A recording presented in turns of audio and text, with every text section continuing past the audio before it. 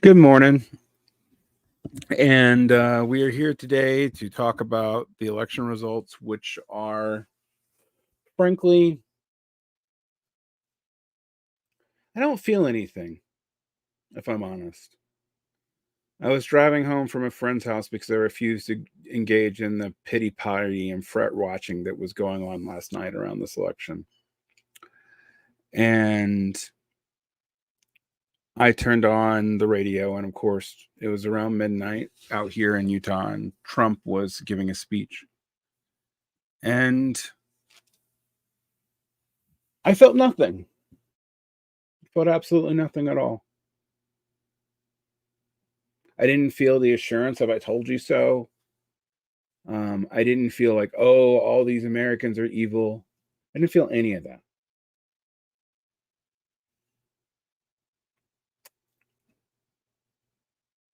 I woke up this morning and,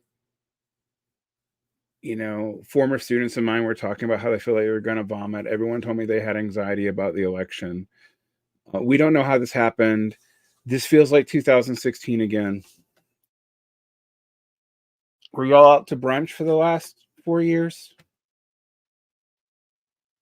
Are you in such bubbles that you don't follow international politics and have seen that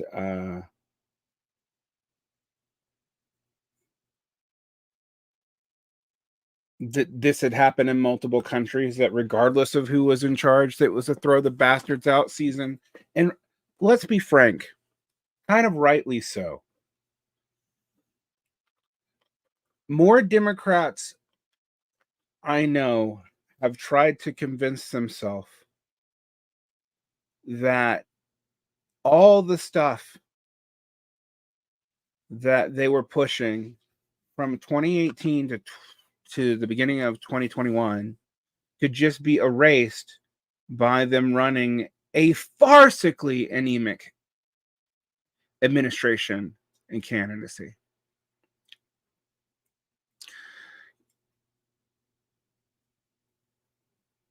I have compassion for people freaking out because, yes, there's going to be cost to all this, mainly because the Democrats didn't even try to push the House ballot. I didn't hear anyone talking about, down ballot races. The down ballot candidates, despite the fact that they did worse than I was predicting, did better than Harris.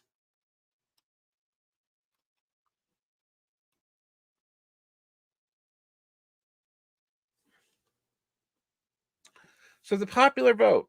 I mean, Trump won the popular vote, but he won the popular vote with less people, at least what I'm seeing this morning, than he lost with in 2020. You know that, right? It looks like, according to one, I got this from someone online, but I checked his numbers. So this is from Discourse too. That it looks like at the moment Trump lost 3 million votes and Harris lost 15 million votes. So this is similar to what happened with Sunak and the Conservatives in the UK.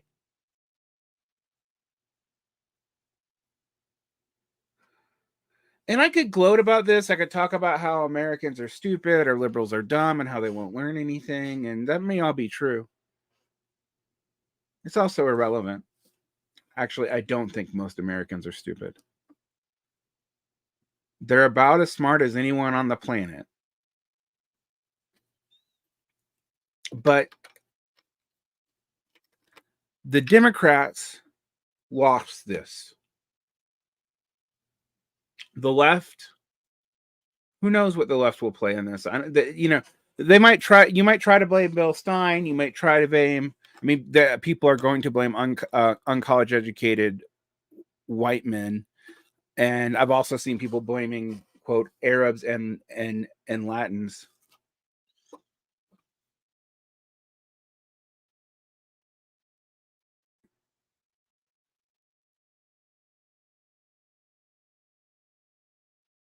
I've seen all that, right? I see people threatening to leave the country again, as if that's going to help. And I listened to Trump's speech, and I just didn't feel anything. It wasn't particularly hateful for once. It's actually very moderate speech. Not that I believe that's going to tell us how he votes. I mean, Dr. Cube and I were discussing what he's likely to do to gut a lot of the services, but and you better believe that the administrative part of the otherwise not going to happen Project 2025 is probably going to happen.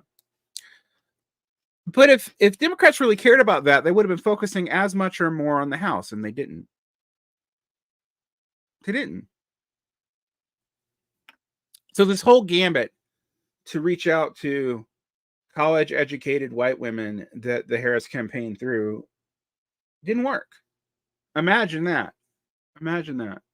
And pivoting to the right didn't work, because even though that seems to be what Democrats learn every time is to pivot to the right. But, I've always said, if you're going to choose between a left, whatever the fuck that means, and a right, and the left is pivoting to the right, why not just vote for the real thing?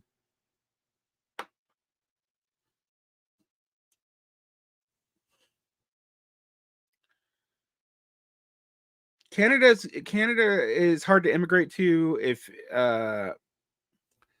it's incredibly expensive, and Canada is going to have the same reactions that we are eventually. I don't see Trudeau lasting forever. And the resistance, every resistance historian, what they told you about the analogies of fascism. I mean, I got called yesterday by one of the former NileCon guys that I was secretly a fascist because I was friends with fascists, because I said that Trump and Bonapartism wasn't fascist. And I'm just like, you know what? You can try to drum up this popular front all day long. But you're making excuses for a government that normalized all the Republican parties anyway.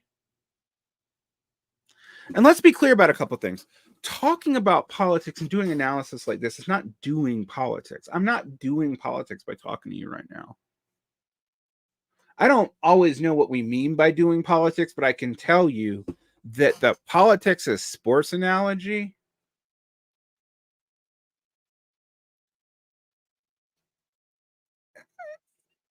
where I'm doing politics by being a commentator on it, I'm not.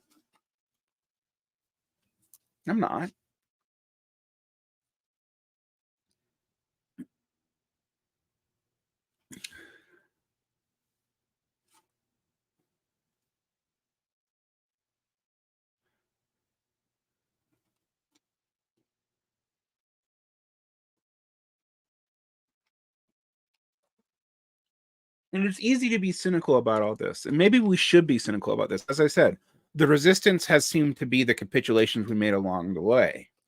Normalizing Trump's immigration policy and speaking into those fears, because there was no good answer for it. Allowing the Democrats to pretend that they could talk about wanting a ceasefire while sending trillions of dollars of munitions to various war zones. Having them normalize Trump terrorist policies. These regimes are more consistent than we even admit.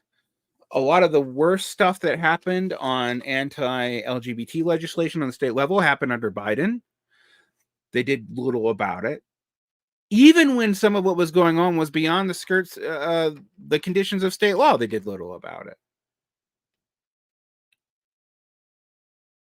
You can't tell people everything is fine when things are clearly not, and then pretend like it's 2016 when you wake up today. And that this was just because Americans are racist. I mean, that's undoubtedly true. Most people have racial biases, and systemic racism is definitely real. But that's not why this happened. Were Americans not racist in 2020? Were they not racist in 2008? Come on. The character of the country has only changed because material conditions have changed. And It's not even unique to the US. People are like, oh, it's something in the US character. It's secretly. My friends, look around the world. In the Western world, whatever the fuck that means, we were in a throw the bastards out moment the entire time, regardless of who they were.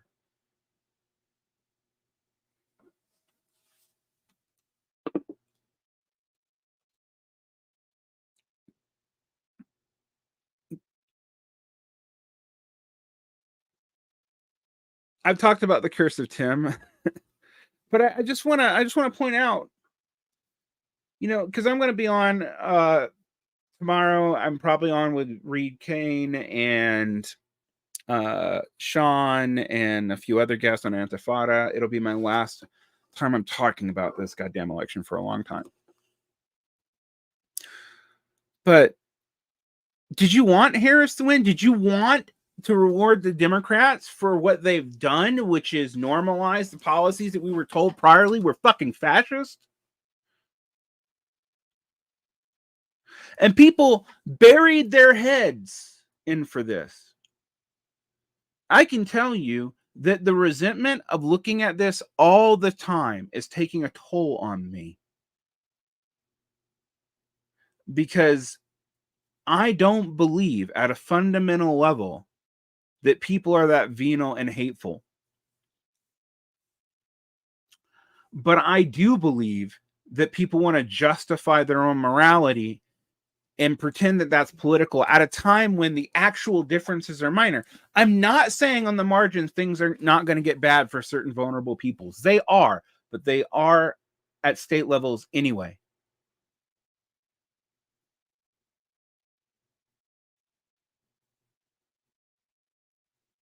And we saw, how this has happened on the world stage.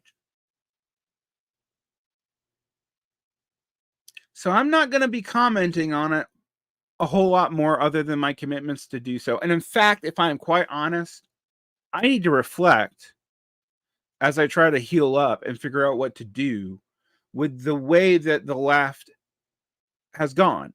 Because in some ways it's done predictably. I could tell you almost, by the way, that the rebirth of very facile forms of Marxist-Leninism that don't even understand their historical orientation was actually a sign that the Jacobinite left had totally failed. And here's the thing: Arab Americans did hold Kamala accountable for Gaza. It still didn't get the Green Party 5%. No left strategy achieved what they said it was going to achieve.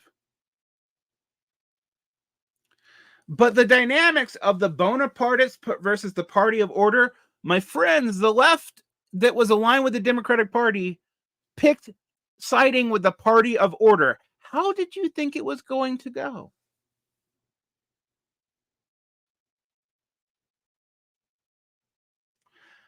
Watching Nathan Robinson post last night that Bernie would have won, I was just like, man, I've never seen people, and it's not just liberals, okay? It's not just standard liberals pretending we can have the Obama moment for a millennium.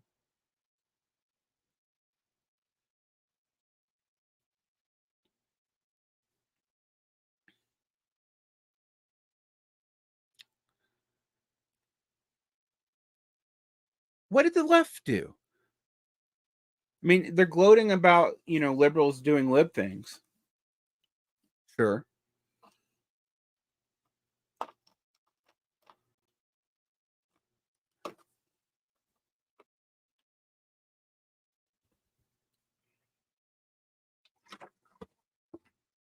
But it's true.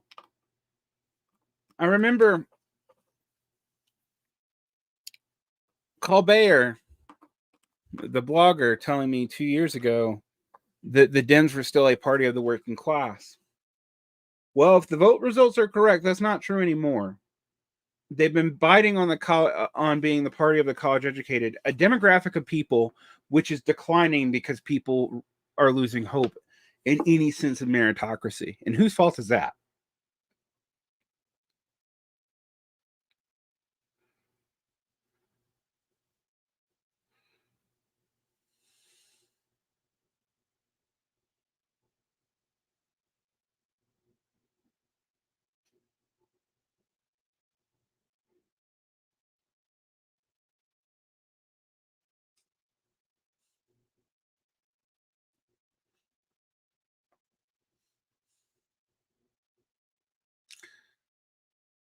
Guys, the left sided with the Dems as soon as you started the Bernie strategy after 2016.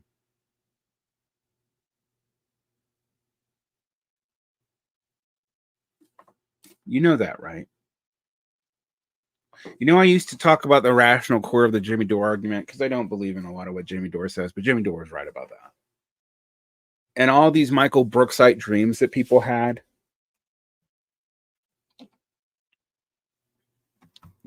those people were being used.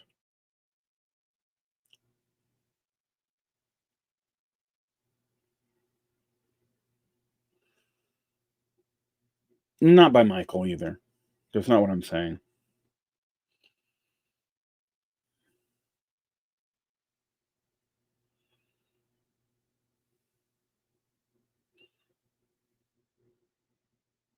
We don't know what's going to happen in terms of policy. Trump has not been a predictable policy person in the past anyway. He's been all over the place at different times. He's a demagogic figure. You don't know what he's going to do. I think you're going to see a lot of the federal government get staffed with loyalists. I think that part's real, but that was always within his power to do. It was only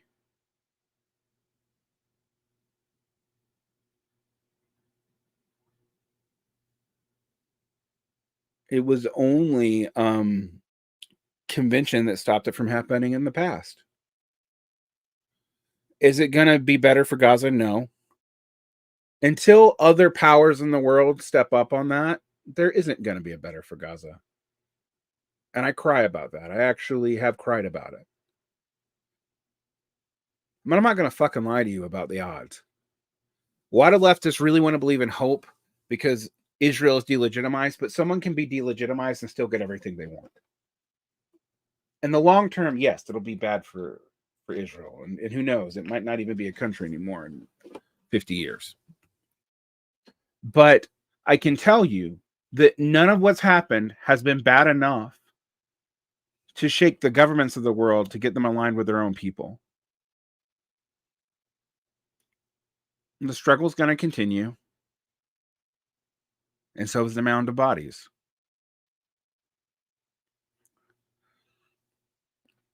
Oh, I mean, the IDF is going to have the IDF is going to have a tough time in Lebanon. And if you start looking at a war with Iran, the whole world's going to have a problem.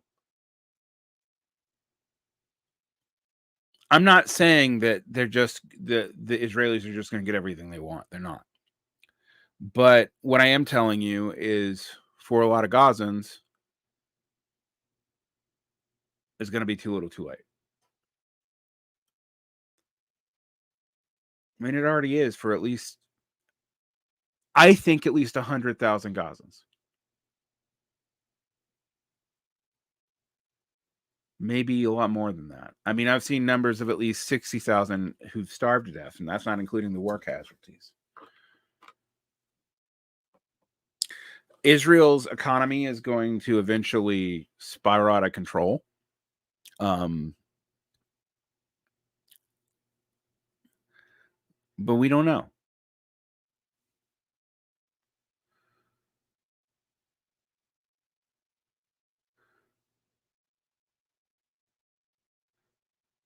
Because national sovereignty is really important to a lot of these states, more important than anything else that they claim.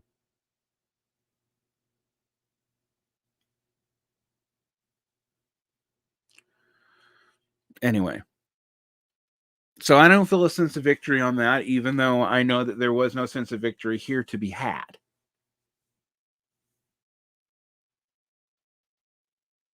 That's a big card, Zane. For those of you who aren't reading along, Zane says military tech is the only card Israel has. Yeah, but it's a huge card.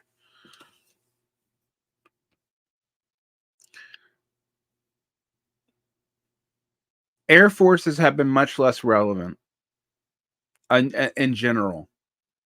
All right. Are there inroads to be made with grieving levels right now? They're going to blame you for what happened. You think you're going to make inroads with them? Wouldn't Trump's tariffs hurt Taiwan? And isn't that a contradiction? There's all kinds of contradictions in policy.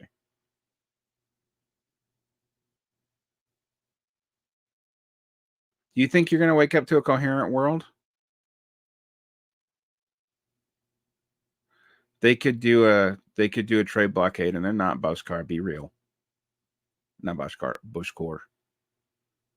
Don't absolve them.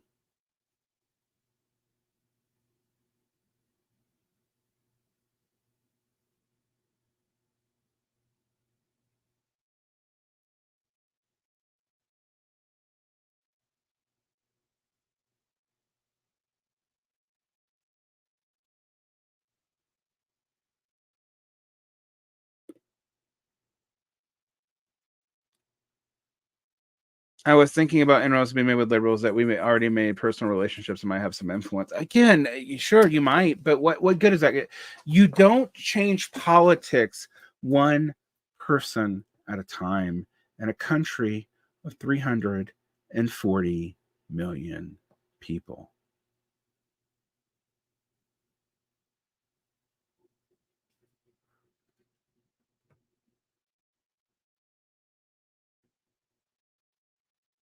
Here's what we know.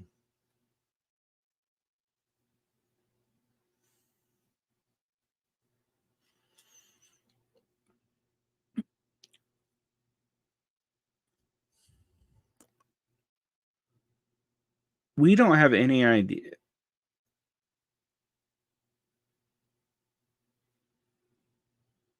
Well, I mean, yes, I do not expect anyone to intervene with expeditionary forces. Absolutely not. But also because they realized that it could easily spiral into World War III.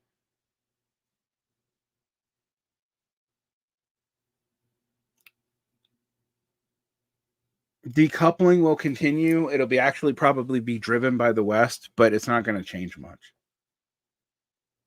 All the world's going to go through some economic realignment. You're going to see BRICS grow. It's probably not going to be as revolutionary as a lot of people on the left hope, but it does mean the IMF and that rules-based international order is weakening. But who knows?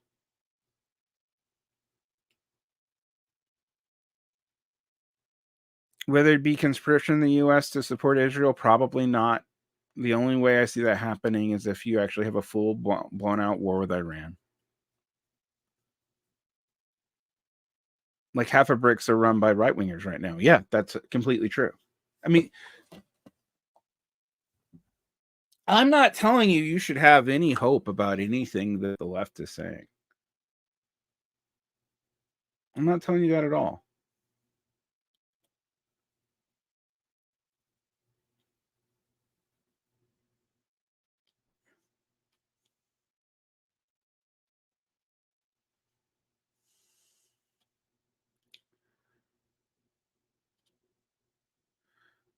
No, inflation and a throw the bastards out mentality, which is, by the way, unlike in the 70s, this is happening all over the world.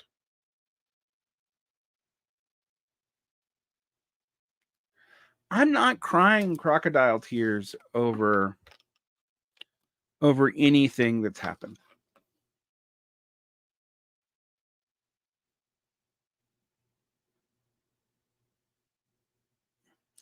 This Kamala had a more robust swing state, yet she lost all of them, while Trump had nothing. Does that mean the online stuff is dominant now? People, no, but it also means, like, what do you think ground games are?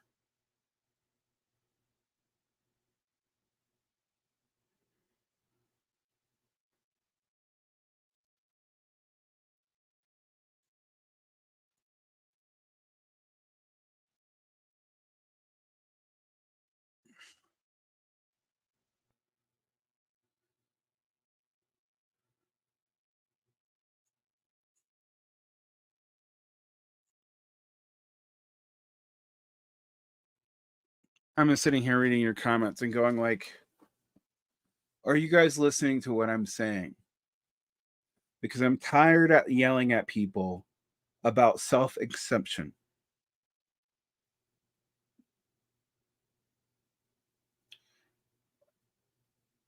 Whose door are they knocking on? Where are they going? I mean, we don't really know.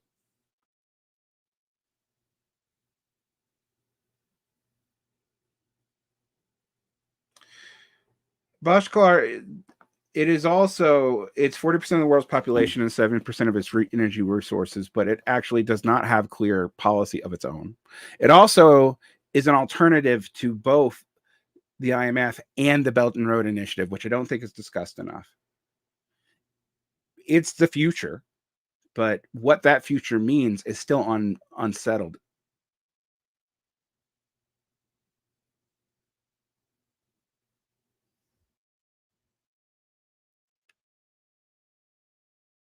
There's no need to yell in righteous anger. It's time for that's over.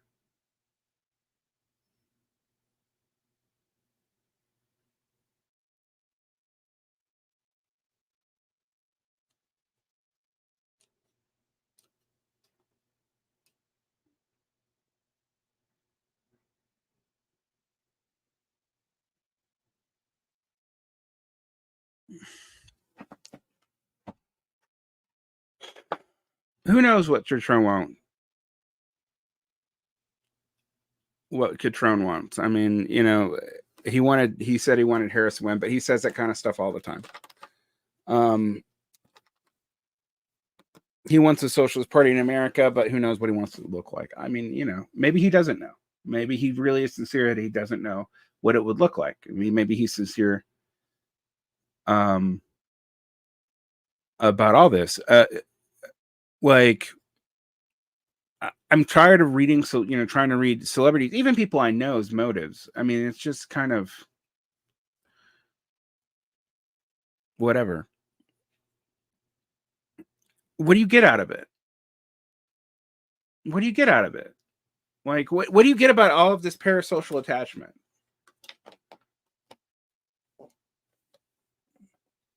Like, is the online world more real than the real world? What does that mean?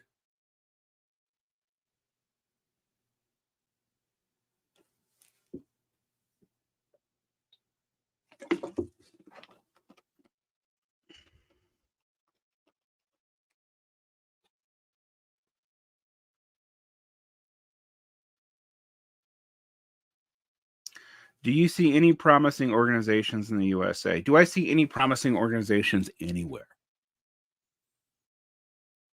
I mean, the other thing is the parochialism of this all being about the USA, right? I mean, I'm telling you, the USA is actually following international trends.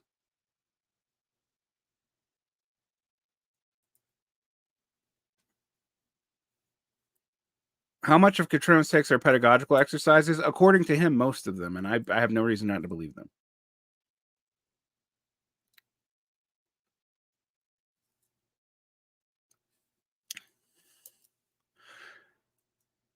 The question is, all these people who, a lot of I told you so about MAGA communism or this, that, and the other. I always remind people that look at the DSA and Biden or the alt-right and Trump. Often getting what you want in the system is a quick way to be liquidated.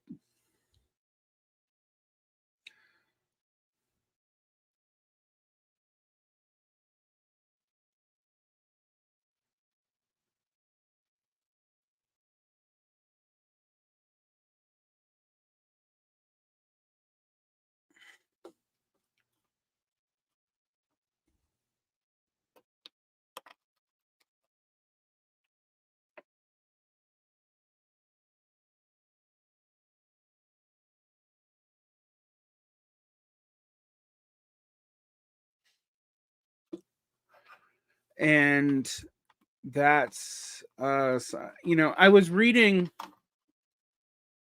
you guys are gonna see it while I retool what I'm doing with this channel, because like I said, telling people things and having people agree with you, but seeing the same stuff being said and the same parasocial attachments being put out, and people really caring about what their media choices are, as if that's somehow politics.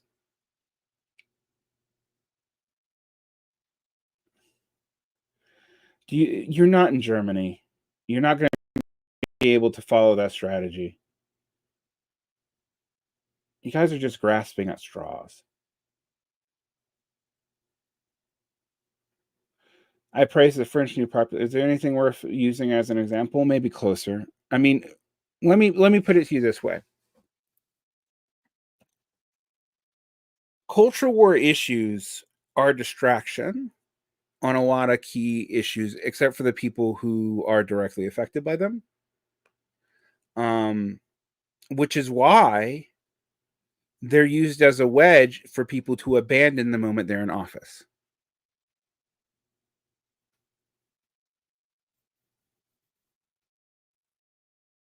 But trying to base your strategy off of any country with a parliamentary system in the United States, which is a federated congressional system, I don't know what you mean. The French New Popular Front succeeded way more than the DSA succeeded, 600,000 versus 50, and yet they still lost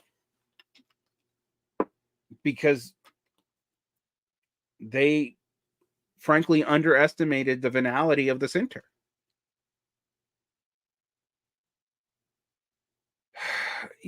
What about Mexico? So, will you guys stop it with reasons for optimism or pessimism or anything?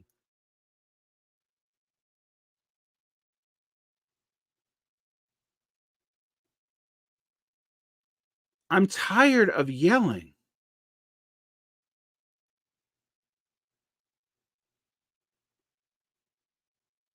You do not live in a society like Mexico. And you know how long that strategy took? Do you have any fucking idea how long the strategy that led to Steinenbaum took? It's not something you can adopt in 4 years.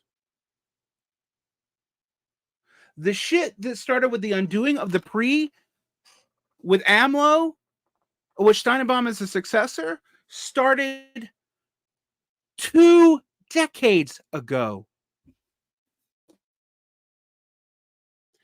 And that's only because of the cost of basically U.S. interventions in the cartel wars, which are basically a proxy war within the government.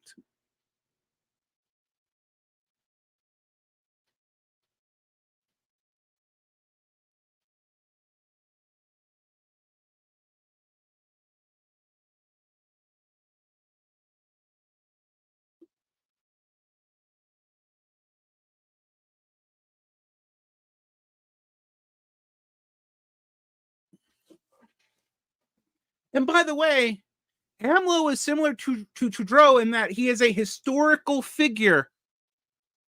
He's from a historical family with relationship to the center left of the Mexican Revolution. That's particular to him. And it still took him about 20 years to win.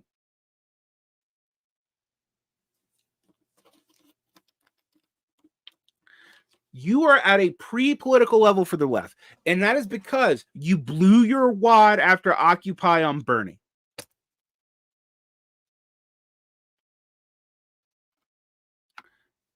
I don't know why on earth people thought taking the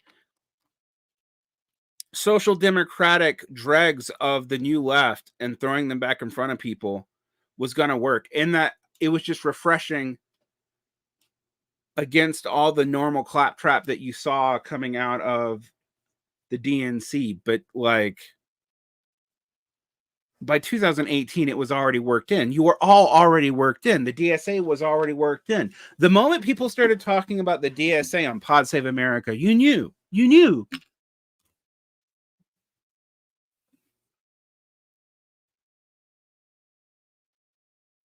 All these Marxist YouTubers are pretty crap. Yeah.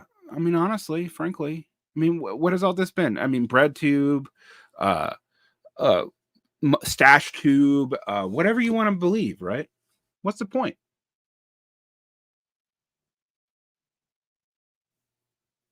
Labor is growing more right wing to the uneducated white male base. No, let's take that down a second. What I've been telling you about what's happening to blue collar men in this fucking country. No children. 10% of them have no job prospects. They're on disability. High levels of drug addictedness, which is across the society, but it affects them more.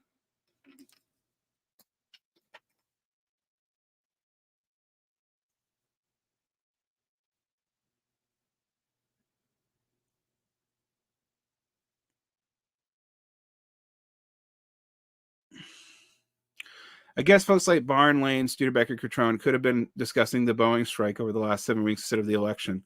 What would it done? What would discussing a strike that you actually have no stakes in and no way to support done? Fuck, I've barely been to. You've noticed my shows have not been on the topic of the election? Have you actually been listening to what I've been saying? Because it mostly hasn't been about the election. I deliberately scheduled non-election shows. What the fuck are you guys even listening to?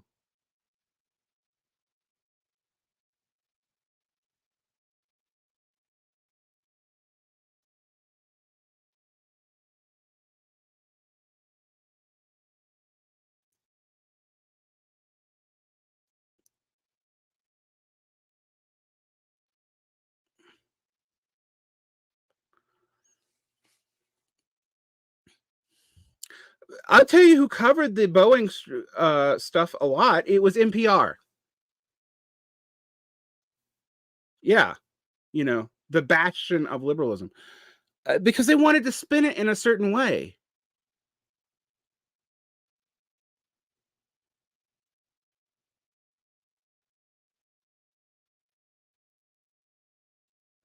And every time I tell you guys, this is not really a Kasama. Oh, fuck off.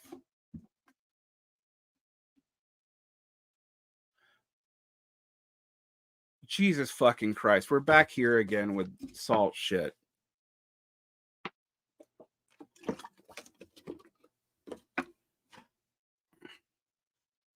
You are just saying. You're saying a lot. Look, worker, like, if you want to support a strike, you have to be out on the picket line to do it. Talking about it doesn't do a whole lot. Let's talk about like this whole raising consciousness strategy doesn't change when you're raising consciousness about business unions.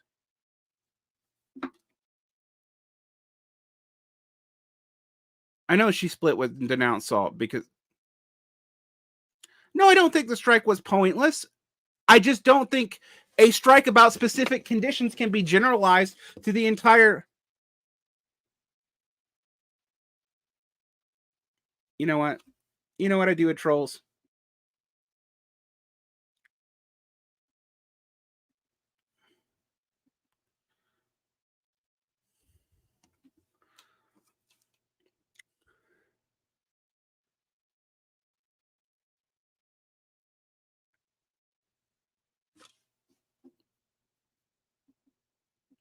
I've already said that I think political media as a form of politics, if you think it is a political action to listen to whatever as a passive form of consumptive entertainment and infotainment, if you think that is a political act, I have really nothing to say to you. It doesn't matter if it's about the election or the Boeing strike. You couldn't do anything to help the Boeing strike. You're not in a position to do that.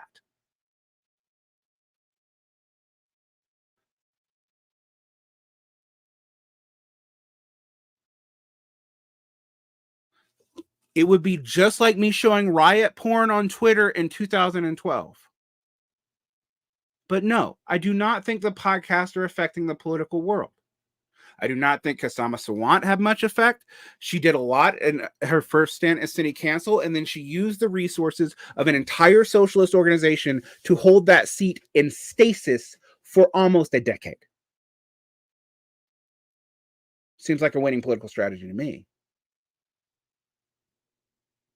Yes, she did talk about this. I saw people talk about labor. When people talked about labor, though, they were trying to convince you that somehow under Biden, things were getting better for labor. I even heard it after the railroad strike where that was totally deniable. So a lot of people using the kind of talking points that you want me to talk about, we're doing it to wedge you to the same kind of politics that you hate.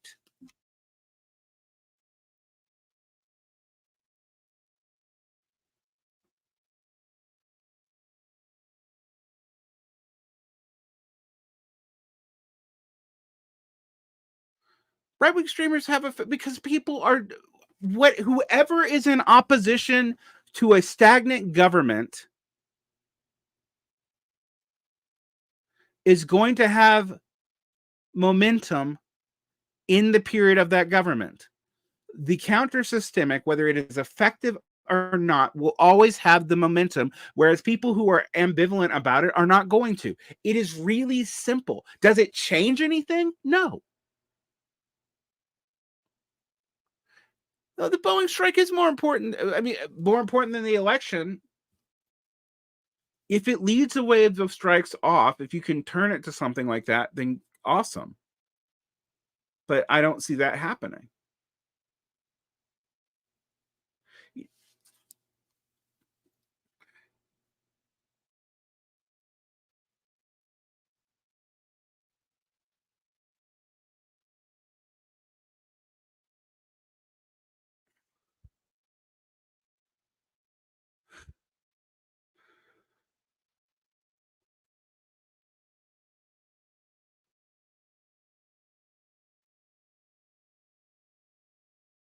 I mean, I can say these things all the time. People are going to pop in and pop out. Um, the left has to answer for the fact that it gave the Dems a false sense of momentum from 2018 to 2021. The Dems have to answer the fact they're the Dems. I don't really know what else to say about that. And the GOP won with a mandate. Now, they won with less voters than they won in 2020, but that doesn't matter. Just like when people say, well, Starmer won in a landslide with less voters than Corbyn lost with. Yes, but that doesn't say what you think it says.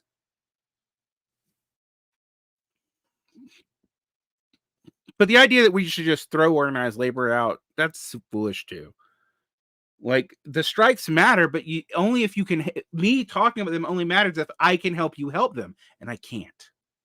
There's nothing about what I'm doing that is responsive enough, quick enough, and targeted enough to have an effect on a specific strike.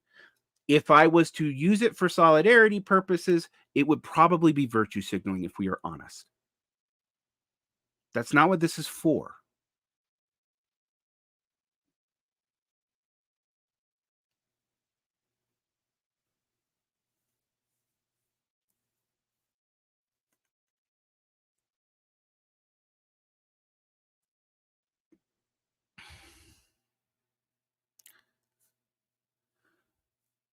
Aren't these strikes all getting what they want and therefore exposing business using strategy as emasculated and insufficient? I don't know. I mean, I am surprised how little we talk about the fact that a lot of the new unions aren't getting the contracts they wanted. I'm surprised that it took years for me to notice that people were actually finally being honest, that the whole labor wave was not translated into formal union density at all. Like, I started talking about that in 2021. I'm finally seeing people admit it in 2023. Um, that there's real union militancy out there and there's stuff that could be done, and oh my God, if the Boeing strikers asked you to do something and you broke a picket line or whatever, yeah, you're a scab and you deserve what you get, right? But again,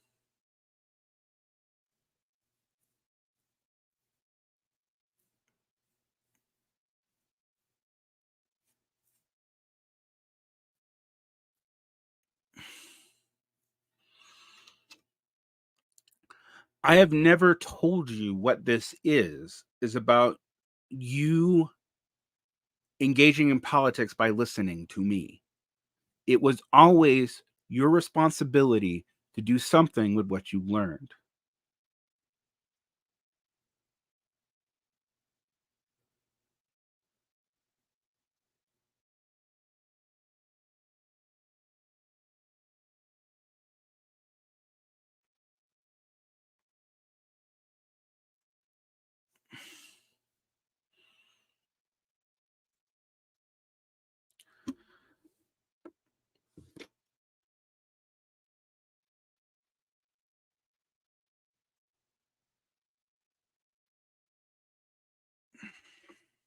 There's a lot of silence today because I'm trying to think about the best way to respond to some of this.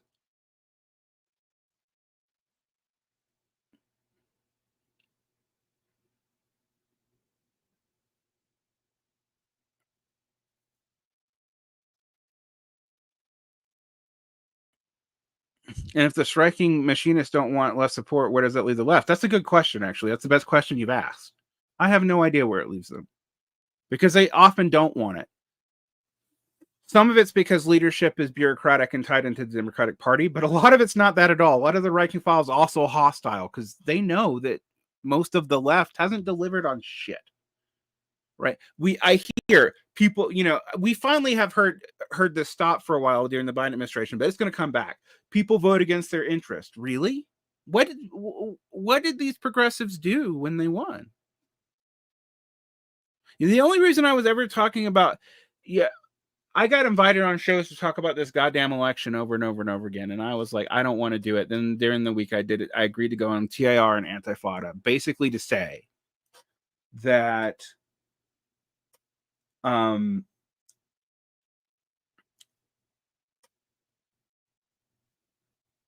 what do people think would have come out of this?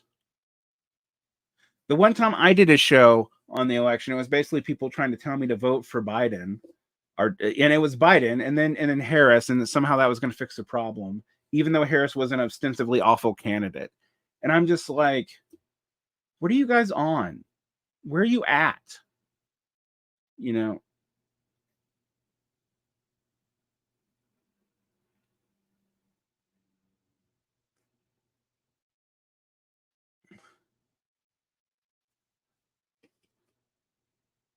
Every tempest of the week pseudo problem on the left that shows up on these podcasts is really about entertainment and keeping you addicted to your fucking phone. Because people make money off you doing that. Let's be completely honest. That's why I don't monetize this, by the way. If you guys don't know, I do make money off my podcast. Although I'm going to be quite honest, I am thinking about giving it up because what's the fucking point? But beyond that, I don't want to spend the last years of my life yelling at people while I'm dealing with a failing healthcare system, frankly.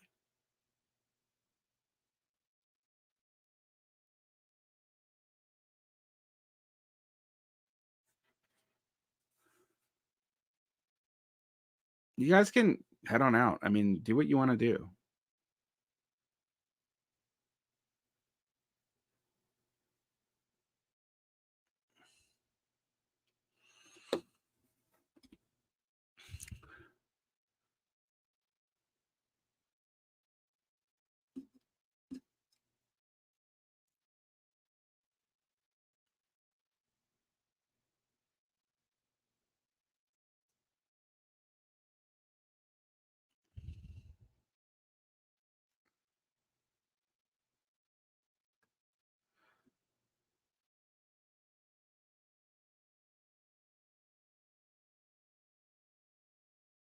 Leftists can't win elections because domestic politics are nationalist.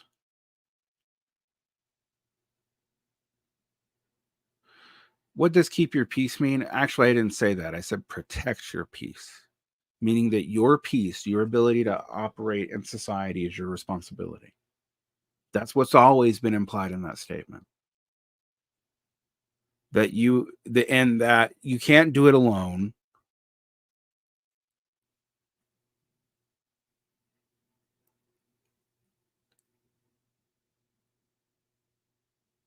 But for most of the people, the working class has been used as a kind of way, like Protestants talk about God. It's just like what I already believe is automatically manifested in the working class, and the is ought for itself in its but in itself distinction is often used to like talk about how there's some objective working class politics without any working class people being involved. I intellectually that seems pretty weak, right?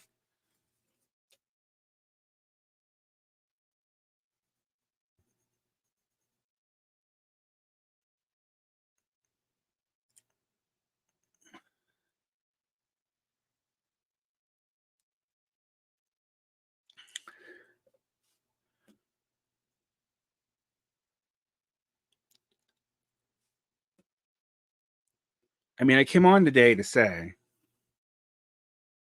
yeah, you can send me a question via email. I'll send it to you. My email's publicly available. I came on today to say that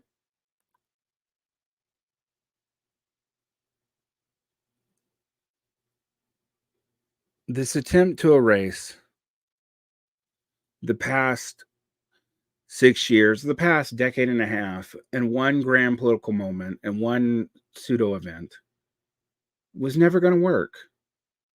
And that in doing so, you actually empowered the people that we critiqued. How many of these people who were, quote, dirtbag leftist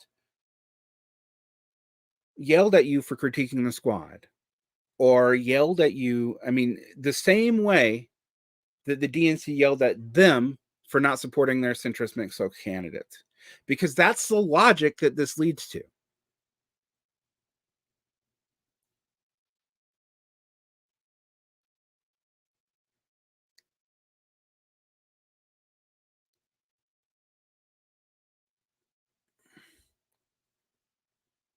Now, you can talk about like, oh, Chapo's been good. Well, it's foreign policy season. It's easy to be good during foreign policy season. And they hated Biden and Kamala because they're popular. They're not stupid.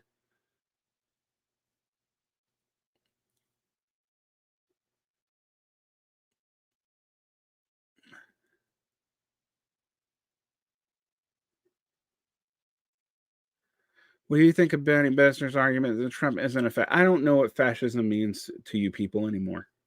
I have no idea. I've already said that Bonapartism is not fascism, although fascism tends to be Bonapartist. But like, if we have to tie everything into the one moment in history, liberals look good, then we're going to be stuck with these semantic debates for the rest of the goddamn life. I mean, in some ways, the end of history is the whimper of people arguing about what the F word means.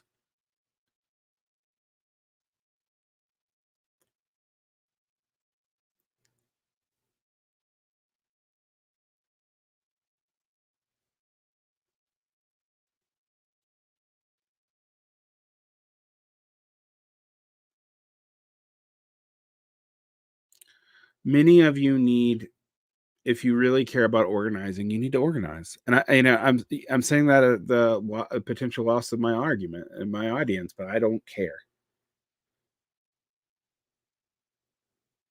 I have several consolidated reading lists. I think they're available for free on the Patreon. I don't even think I charge for them.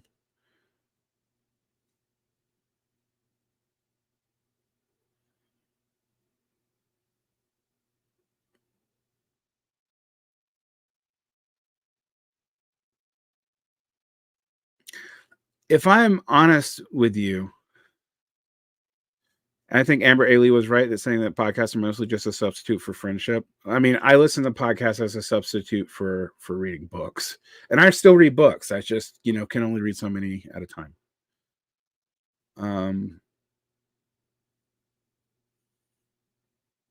Mussolini's definition of corporatism, though, doesn't mean ruled by corporations. It means a corporate society.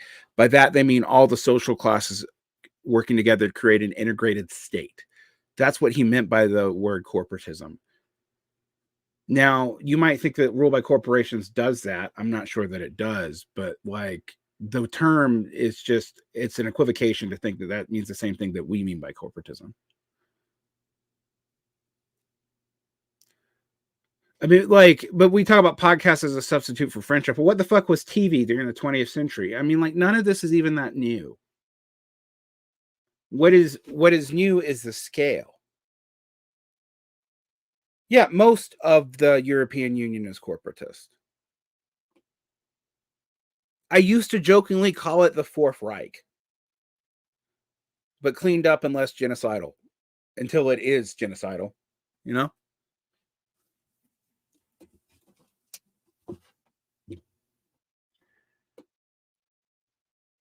I mean, a lot of times when we talk about people moving right wing, all the things have moved right wing. All the things have moved right wing. The left has moved to the right from a historical, maybe because a lot of its prior positions was delusional, but like when the most popular leftist is a guy who uses Hegel to argue that maybe Marx didn't really mean it about the abolition of the state, if that's the guy you're turning to as the answer to the problems of the ultra leftism and historical nihilism of Western Marxism, which is all a CIA plot, then you've already moved right wing. Which is not to say that some of the stuff about the CIA and stuff is not correct. Although it's now being used as a theodicy to explain everything. Every single failure is because someone else did it to you, which of course is a way to absolve anyone from responsibility of failing, right? That's what that does. Conspiracy theories are a way so you don't have to say you're sorry. Even if they're true, by the way, they do that.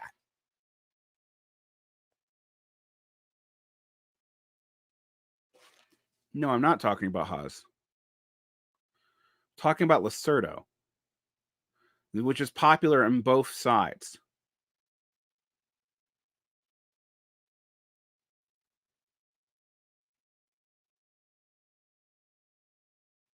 Where do you think they got their arguments from?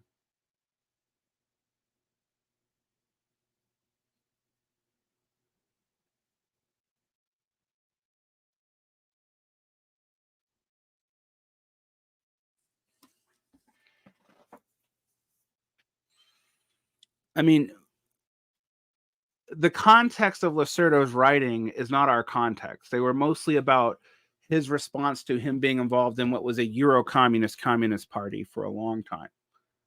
And it was trying to redeem Togliatti's legacy as somehow an anti-imperialist, despite the fact that Togliatti's party became Euro-communist and concessionary to the EU.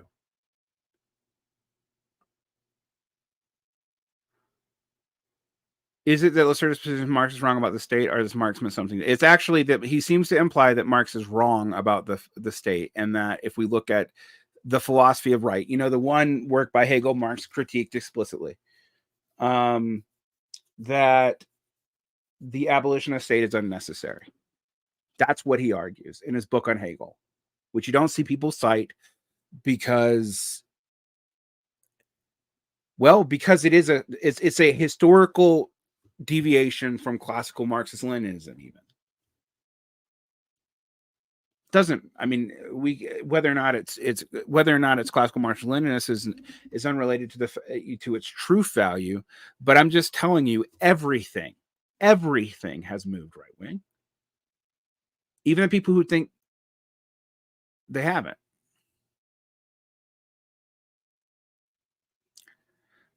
Marx was not basically an undergrad when he wrote Critique of the Goethe Program, and is still consistent with that. In fact, the Critique of the Goethe Program transition doesn't even make sense if it's not what that is aimed for. A lot of you know enough facts to be very confused. You haven't gone through systemic learning. Most of you learn this shit from memes and podcasts like mine, which was supposed to be a means for you guys to go and learn this yourself. You just trust whoever says secondary sources on the goddamn internet.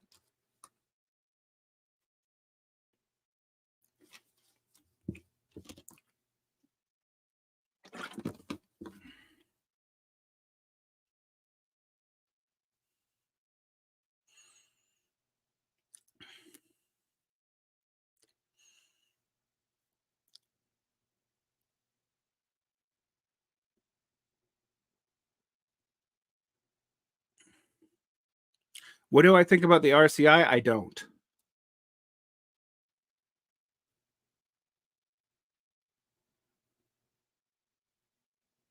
Yeah, most people aren't willing most people aren't ready to do historiography on everything they read or hear read to them. No, they're not. And to be fair, we shouldn't expect them to be. Like, if our politics require everybody to know everything, not everyone has the intellectual capital to read for a decade. But you know what? Most of the people who say that to me are college educated. I mean, I find that really funny. Because definitionally, you motherfuckers have that cultural capital to read for a decade. You probably didn't, but you had it.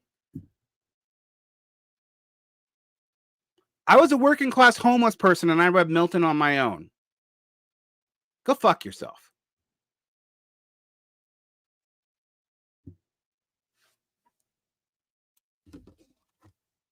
What else was I gonna do? It was either that or do drugs. I don't really. And eventually, you see enough people ruin their fucking lives with that shit, so you might as well do something else cheap, like read. Yes, I was homeless.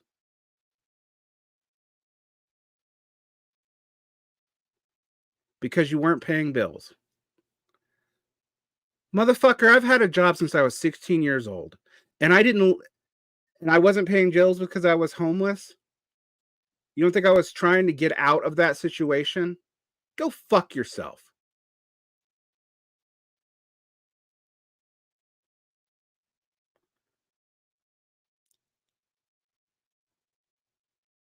Did you go to college, motherfucker?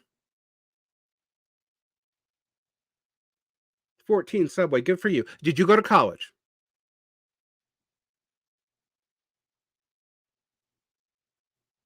I'm going to ask you that question one more time before I ban you.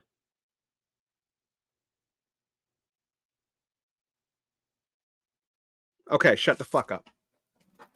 You did go to college. Yeah? Just like me. Because you were taught that was the way you got out of that situation, huh? Yeah? Did you support yourself with it? Probably.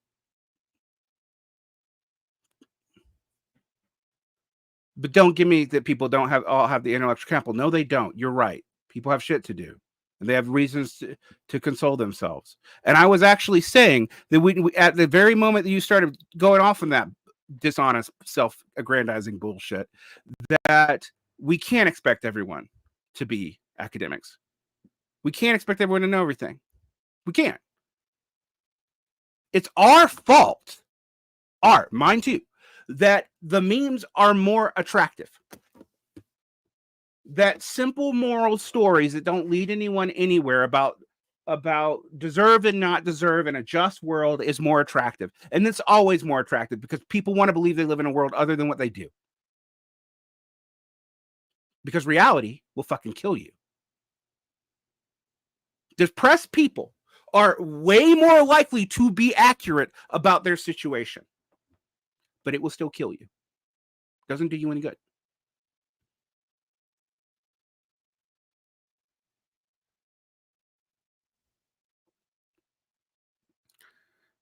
I'm not saying that anyone who goes to college, a lot of people went to college because their working class parents told them to.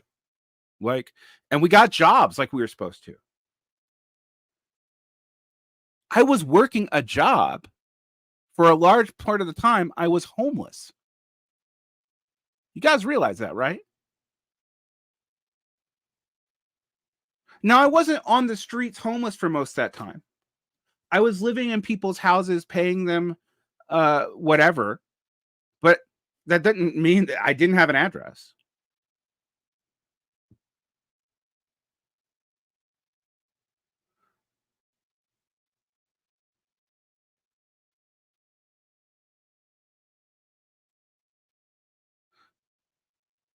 %20 of unhoused people. I don't like the word unhoused. I feel like it's a softening word, but whatever. Unhoused people are employed. Yeah. I want to ask you a question though. Why do we say unhoused as if being, I guess we're implying that they have a home in the community? Is that what that's trying to, I'm trying to figure out what the softening point of that phrase is. Why do we adopt it?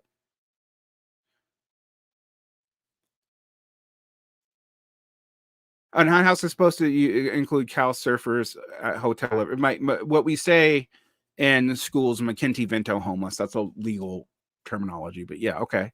Is that what that's for? I mean, I just don't understand the change in the terminology.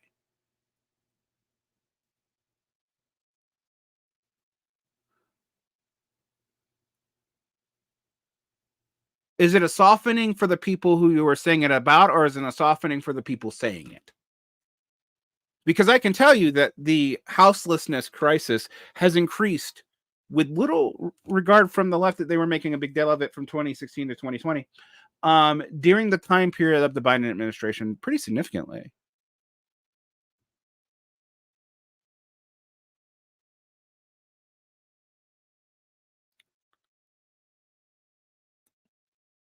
I mean, this is one of the things I'm saying, like, what did these people do for anybody? The idea that we gotten from rec comp departments that we can change the words and that'll change the world is so bizarre to me. So weird and backwards. Idealistic in the technical sense. The idea is that unhoused people still have homes. I mean, sure, I guess. But also saying that they have homes is also a way to say, well, we don't really need to do anything about it because they're already home in the community.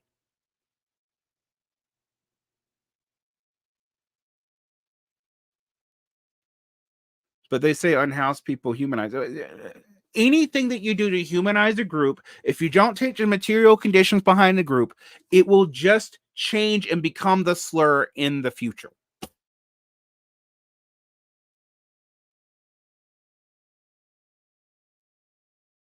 I don't really care what you agree with. Prove me wrong. I mean, if you think it matters, I'm just asking you, who is that for?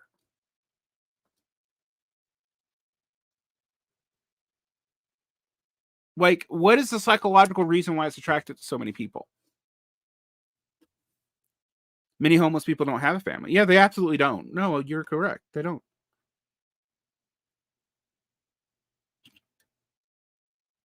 No, I just meant what I said. Okay, good. Fine. Like, I'm not making, to me, also complaining about, like, oh, unhoused is like using homeless is going to fix. No, the words aren't the problem. There might be a problem, I suppose, but the words aren't a problem. But you're not going to change reality with the words. I mean, I'm willing to die on that hill.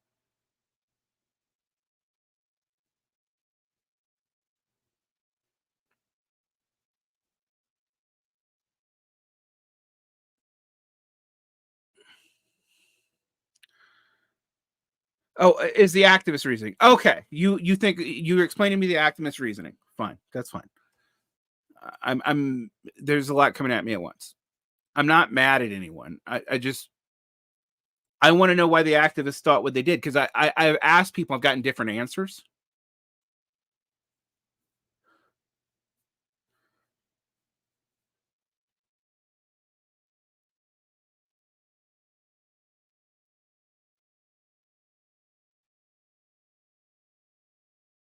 I know it was. I'm not even mad at you, Alexander. You just annoyed me for a second. Why does this necessarily represent a movement to the right? Does it mean that Marx could be wrong about the state? Is it because he wants to retain the rest of, or he's trying to retain the rest of Orthodox Marxism? What? Okay, one, no one agrees on what Orthodox Marxism is. Okay, no one agrees on what Orthodox Marxism is.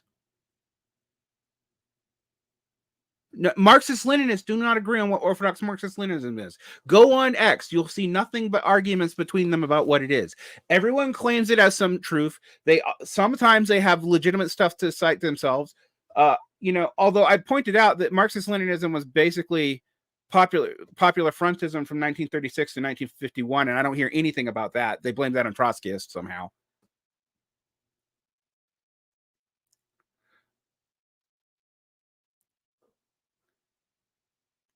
I mean, it reminds me of the way Christians talk about the body of Christ being the unified church, and yet there hasn't been a unified church since the third century. So where's the fucking body of Christ? You already divided it up.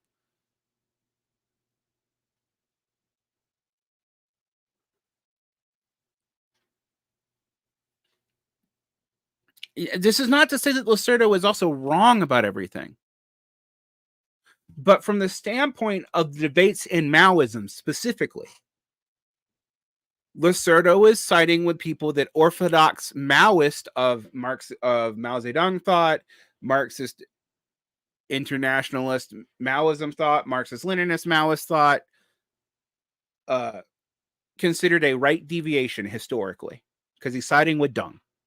And he goes so far as to imply that Mao was influenced by Western Marxism somehow, and that this isn't a contradiction inherent to Marxism.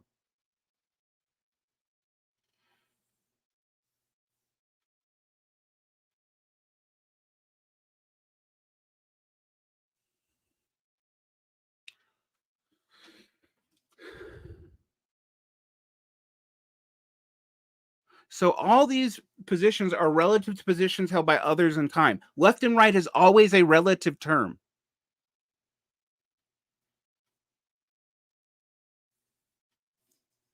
Now, someone's writing a whole article in my comments that I don't have time to read, but I will later. Friedrich, I won't ignore it forever. I promise. So I'm not like, this is not me saying Lacerda is bad, nor is it me saying that something just because it's to the left is good. I'm saying the entire historical moment has shifted. What is seemingly rightward towards more concessions towards markets, despite all the facts about neoliberalism. And all the cultural study stuff, I mean, like that was a problem for intellectuals. I mean, I agree with you that postmodern intellectualism was an abdication of responsibility. But like that didn't cause anything. That was an effect of things. The idea that a bunch of academics from France secretly sabotaged everything feels weird to me. Feels like you're attributing a causal story to the kind of academics that we all kind of think are corpulent and dying out anyway. I mean, we can admit that the long march through the academy was a mistake, but a lot of this makes this about the debates we had when we were doing the long march through the academy, right? The 2016 window has been shut from 2016. It was probably never opened. It was an Overton window about words. We just tried to redefine what socialism was to make it more popular. Actually, by conceding to the right wing that any concession to social goods was somehow socialism. Which admittedly, yes, even Lenin said like the post office was kind of a beginnings of a socialist state. Socialism would be based in the social production of goods. But that's not the same thing as that. Why is it worse than before neoliberalism? Neoliberalism is an effect, not a cause.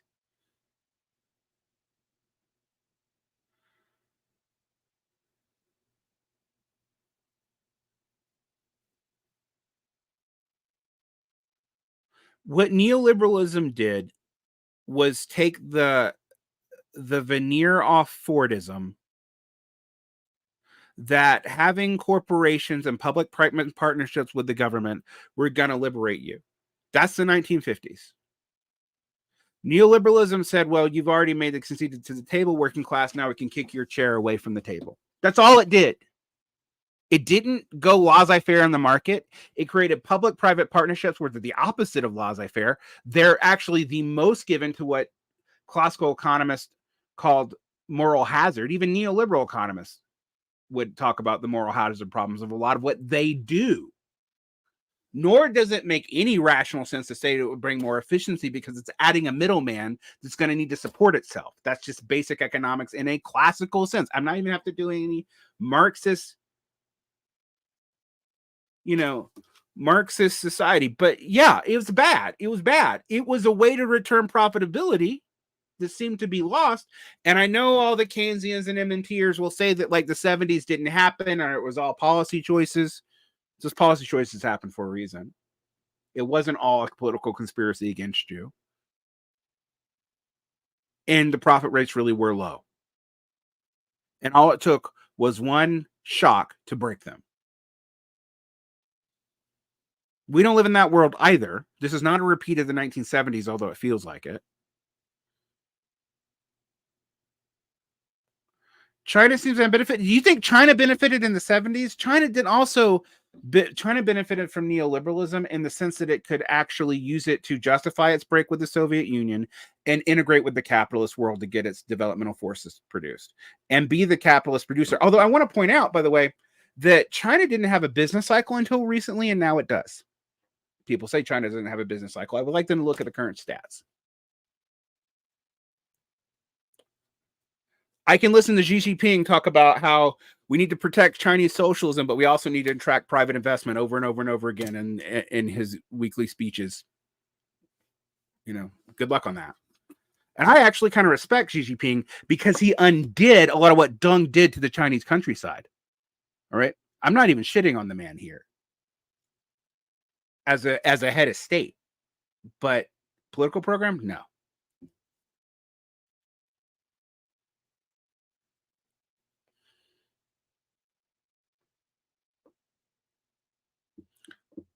Anyway, I have to go. This went longer than I thought. Have a good day.